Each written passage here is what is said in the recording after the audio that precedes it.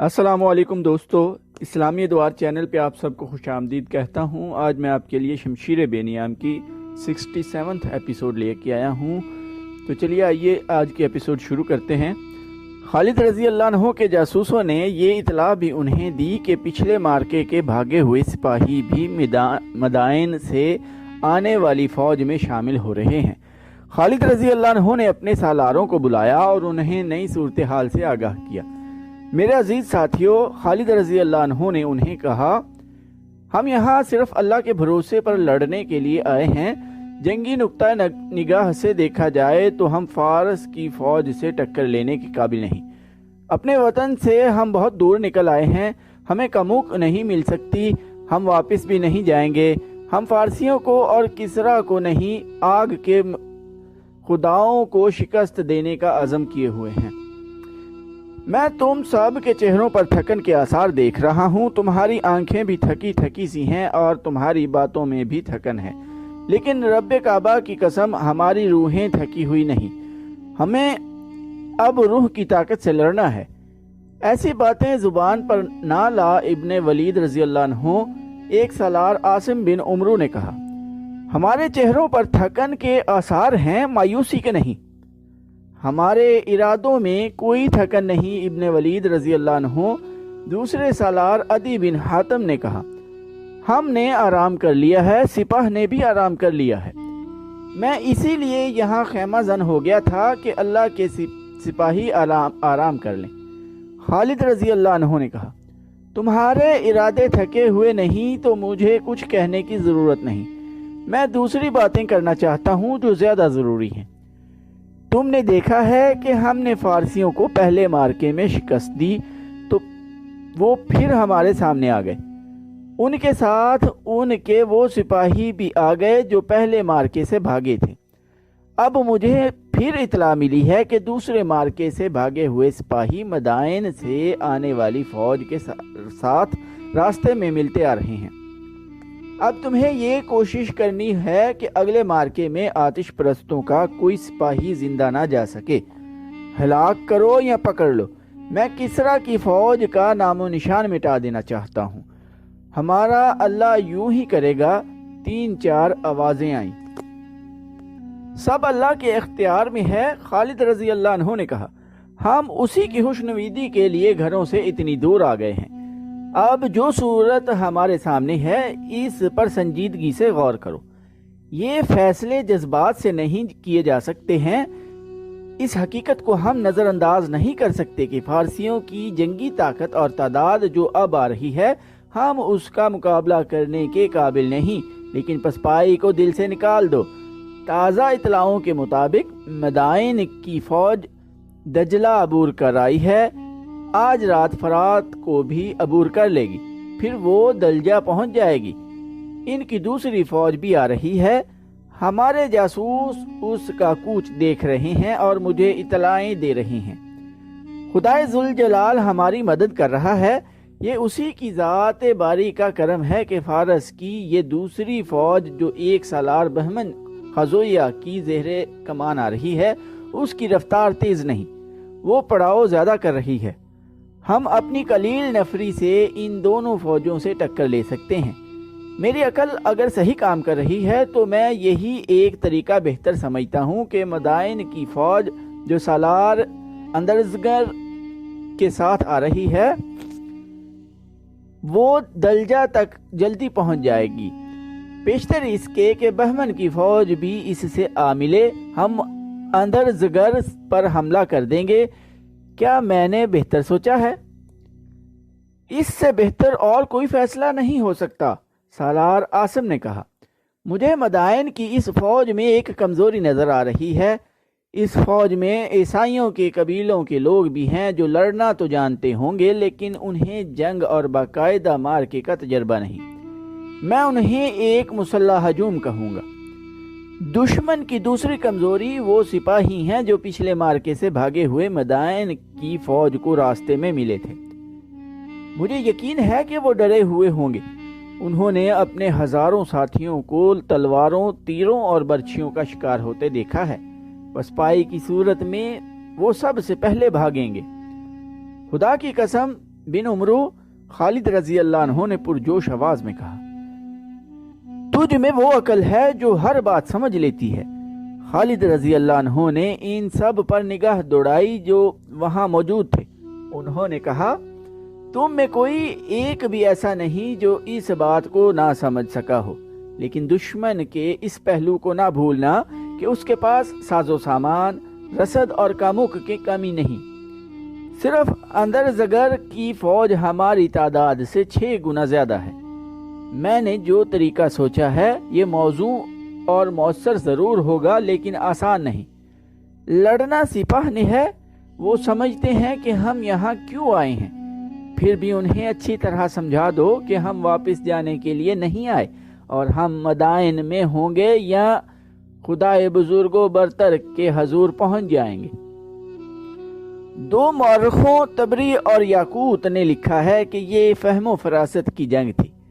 اگر تعداد اور ساز و سامان اور دیگر جنگی احوال و کوائف کو دیکھا جاتا تو آتش پرستوں اور مسلمانوں کا کوئی مقابلہ ہی نہیں تھا۔ خالد رضی اللہ عنہ کا چہرہ اترا ہوا تھا۔ ان کی راتیں گہری سوچ میں گزر رہی تھیں۔ خیمہ گاہ میں وہ چلتے چلتے رک جاتے اور گہری سوچ میں کھو جاتے۔ انہیں زمین پر بیٹھ کر انگلی سے مٹی پر لکیریں ڈالتے ہوئے بھی دیکھا گیا۔ خالد رضی اللہ عنہ کے سامنے سب سے بڑا مسئلہ یہ تھا کہ وہ آتش پرستوں سے فیصلہ کن مارکا لڑے بغیر واپس نہ آنے کا عہد کر چکے تھے۔ انہوں نے اپنی فوج کو حسب معمول 3 حصوں میں تقسیم کیا۔ پہلے کی طرح دائیں اور بائیں پہلوؤں پر سالار عاصم بن عمرو اور سالار عدی بن حاتم کو رکھا۔ اپنے ساتھ انہوں نے صرف 1500 نفری رکھی، جن میں پیادے تھے اور گھڑ سوار بھی۔ اس تقسیم کے بعد انہوں نے کوچ کا حکم دیا۔ یہ حکم انہوں نے جاسوسوں کی اس اطلاع کے مطابق دیا کہ اندر زگر کی فوج دریائے فرات عبور کر رہی ہے۔ خالد رضی اللہ عنہ نے اپنی رفتار ایسی رکھی کہ آتش پرست دلجہ میں جو ہی پہنچیں وہ اس کے سامنے ہوں۔ یہ جنگی فہم و فراست کا غیر معمولی مظاہرہ تھا۔ ایسے ہی ہوا جیسے انہوں نے سوچا تھا۔ اندر زگر کی فوج دلجہ پہنچی تو اسے خیمے گاڑنے کا حکم ملا، کیونکہ اسے بہمن کی فوج کا انتظار کرنا تھا۔ فوج اتنے لمبے سفر کی تھکی ہوئی خیمے گاڑنے لگی اور اس کے ساتھ ہی شور بپا ہو گیا کہ بہمن جزویہ کی فوج آ رہی ہے۔ تمام سپاہ اس کے استقبال میں خوشی کا شور و غل مچانے لگی، لیکن یہ شور اچانک خاموش ہو گیا۔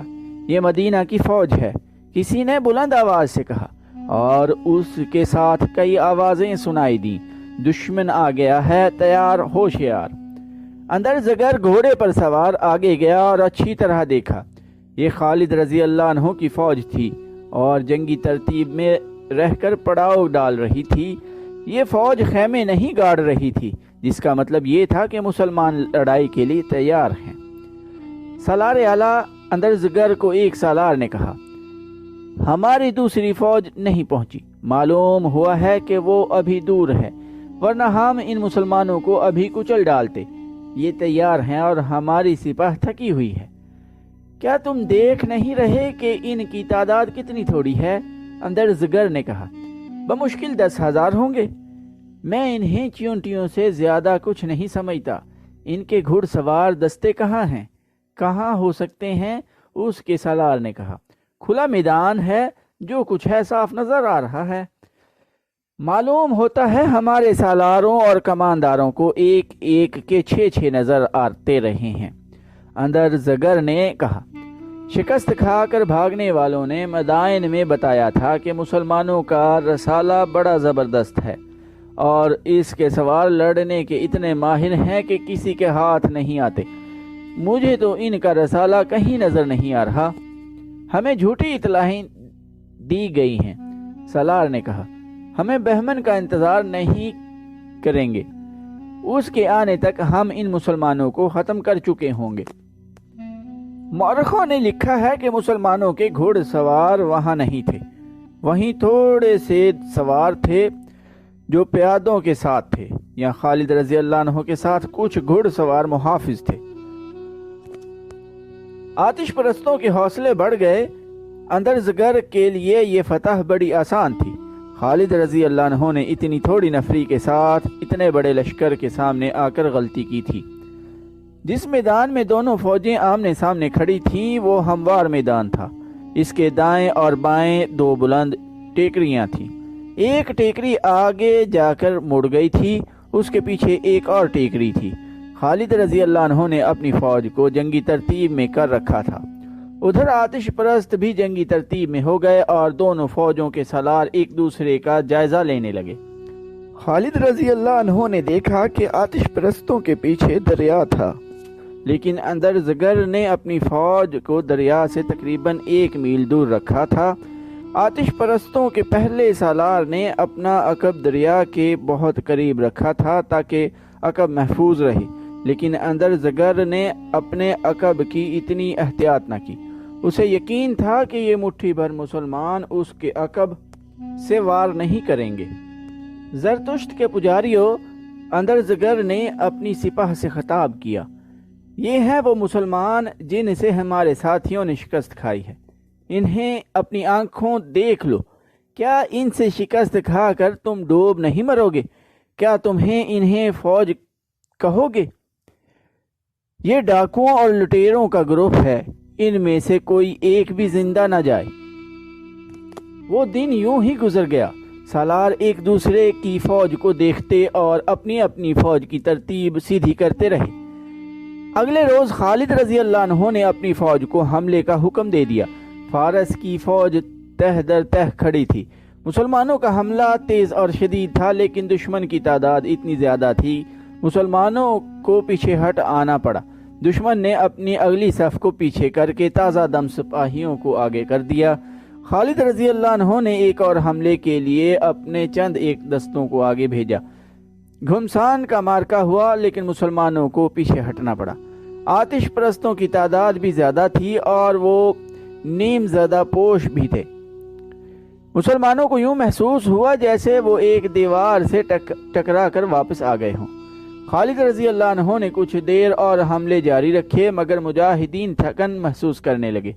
متعدد مجاہدین زخمی ہو کر بیکار ہو گئے۔ خالد رضی اللہ عنہ نے اس خیال سے کہ ان کی فوج حوصلہ نہ ہار بیٹھے، خود حملے کے لیے سپاہیوں کے ساتھ جانے لگے۔ اس سے مسلمانوں کا جذبہ تو قائم رہا، لیکن ان کے جسم شل ہو گئے۔ آتش پرست ان پر کہکہے لگا رہے تھے۔ اس وقت تک مسلمانوں نے خالد رضی اللہ عنہ کی زیر کمان جتنی لڑائیاں لڑی تھیں، ان میں یہ پہلی لڑائی تھی جس میں مسلمانوں نے اپنے سالار کے خلاف احتجاج کیا۔ احتجاج دبا دبا سا تھا، لیکن فوج میں بے اطمینانی سی صاف نظر آنے لگی۔ خالد رضی اللہ عنہ جیسے عظیم سالار کے خلاف سپاہیوں کی بے اطمینانی عجیب سی بات تھی۔ وہ پوچھتے تھے کہ اپنا سوار دستہ کہاں ہے۔ وہ محسوس کر رہے تھے کہ خالد رضی اللہ عنہ اپنے مخصوص انداز سے نہیں لڑ رہے۔ خالد رضی اللہ عنہ سپاہیوں کی طرح ہر حملے میں آگے جاتے تھے، پھر بھی ان کے سپاہیوں کو کسی کمی کا احساس ہو رہا تھا۔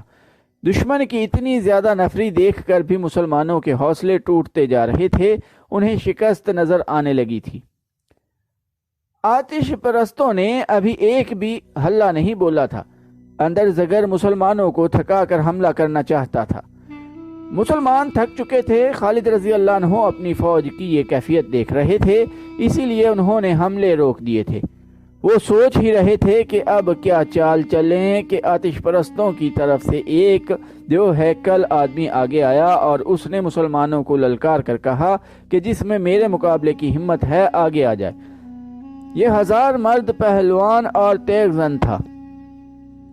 فارس میں 1000 مرد کا لقب اس جنگجو پہلوان کو دیا جاتا تھا جسے کوئی شکست نہیں دے سکتا تھا۔ 1000 مرد کا مطلب تھا کہ یہ ایک آدمی 1000 آدمیوں کے برابر ہے۔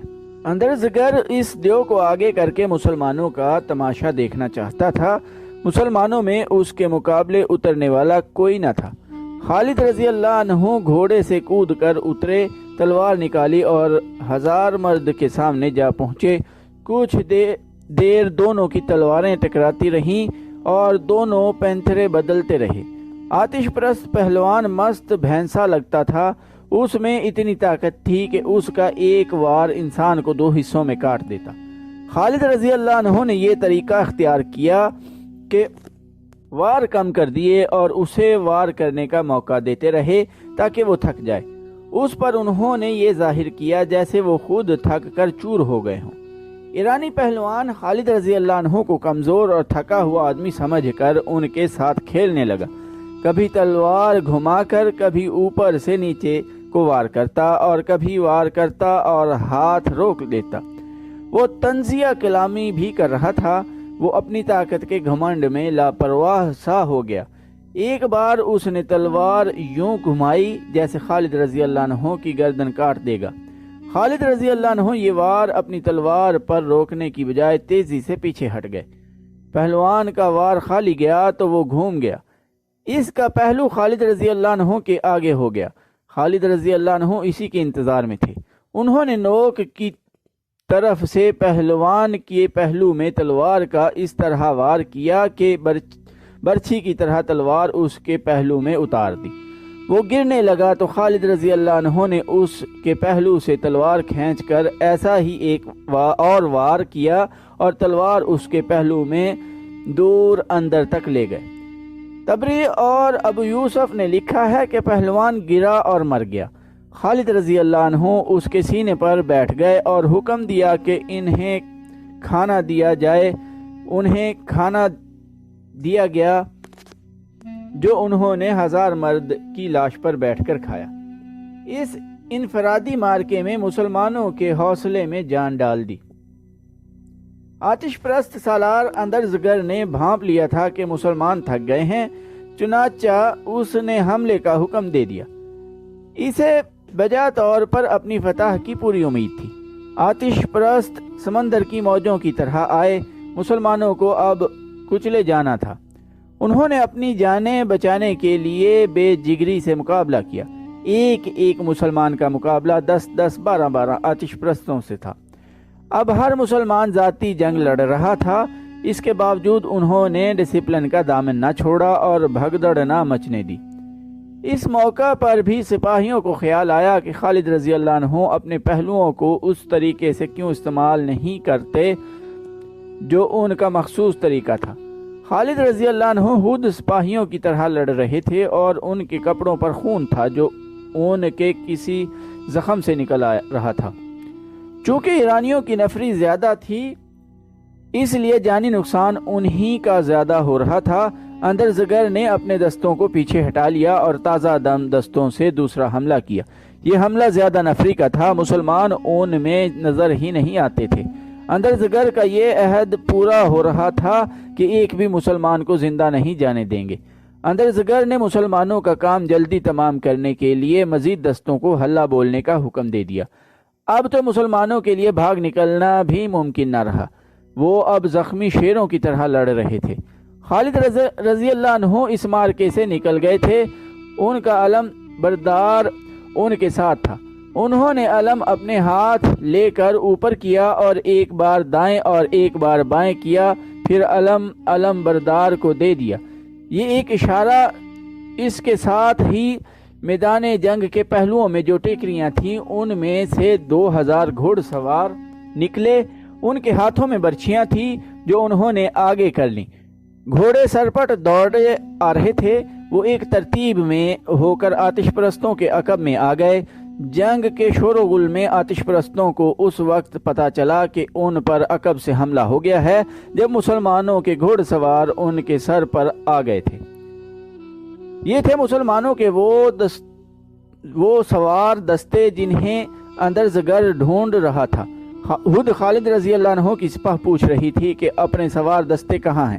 خالد رضی اللہ عنہ نے اپنی نفری کی کمی اور دشمن کی نفری کی افراط دیکھ کر یہ طریقہ اختیار کیا تھا کہ رات کو تمام گھڑ سواروں کو ٹیکری کے عقب میں اس ہدایت کے ساتھ بھیج دیا تھا کہ اپنی فوج کو بھی پتہ نہ چل سکے۔ ان کے لیے علم کے دائیں بائیں ہلنے کا اشارہ مقرر کیا تھا۔ گھوڑوں کو ایسی جگہ چھپایا گیا تھا جو دشمن سے 1.5 میل کے لگ بھگ دور تھے۔ وہاں سے گھوڑوں کے ہنہنانے کی آواز دشمن تک نہیں پہنچ سکتی تھی۔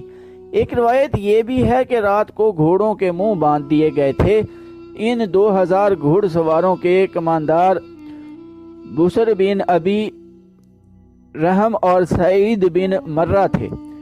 جب صبح لڑائی شروع ہوئی تھی تو ان دونوں کمانداروں نے گھڑ سواروں کو پابرکاب کر دیا اور خود ایک ٹیکری پر کھڑے ہو کر اشارے کا انتظار کرتے رہے۔ تو دوستو آج کی ایپیسوڈ ادھر ہی ختم کرتے ہیں۔ چینل کو سبسکرائب کرنا نہ بھولیے گا، لائک، کمنٹ اور شیئر بھی ضرور کیجیے گا۔ ٹائم دینے کے لیے شکریہ۔ اللہ حافظ۔